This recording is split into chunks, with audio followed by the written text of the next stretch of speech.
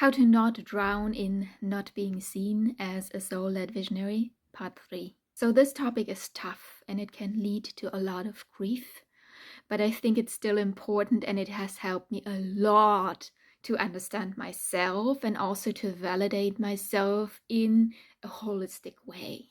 Be really, really honest how far outside of your cultural container you're actually creating. As soul-led visionaries and creative, we are usually creating something that is outside the cultural box we're living in. This is just how it is.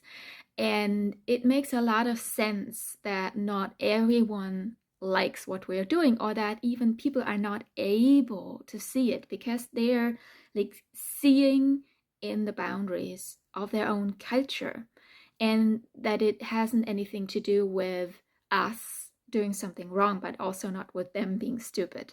For example, the stories I write, they're clashing a lot with typical German values. And I transcend the boundaries of certain genres. I also do not show up the way most writers show up. So there's a lot that people don't know what to do with. And for so long, I was constantly fighting with myself because I tried to fit myself into this box while at the same time kind of knowing that I couldn't fit the box. And this, of course, brings a lot of self-doubt, and it kind of brings us back to the topic of video 2, to really, really validate yourself.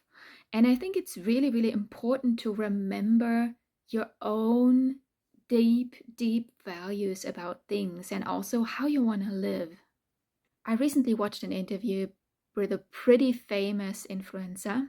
I won't mention any names, but he's a pretty good example of classical hustle culture.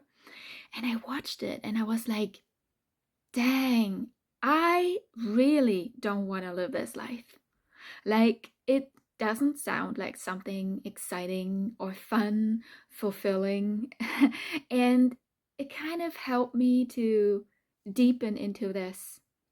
I'm taking a different path. And this means that I don't fit certain boxes.